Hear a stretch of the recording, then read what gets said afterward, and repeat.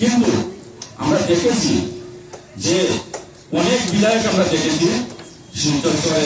আমি যেদিন থেকে ভোট দেওয়া শিখেছি, ভোট দিয়েছি, অনেক বিধায়ক এসেছে, কিন্তু এই শিলচরের দুরবস্থা এবং শিলচরের সুন্দর কিভাবে গঠন করা যায় এই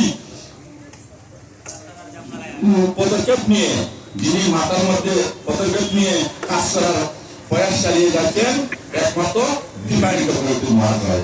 এখানে আমরা দেখতে পাচ্ছি সাধারণ বিশ্বে আসার পরে সুন্দর প্রাণ হয়ে যেত, কিন্তু এখন আমরা শহরে যাই, আমরা গ্রামের মানুষ, আমরা শহরে যাই, আমরা গ্রামের শহরের সঙ্গে আমরা সংযুক্ত হয়েছি যে আজকে আমরা সভা করতে যাচ্ছি 33 নম্বর ওয়ার্ড।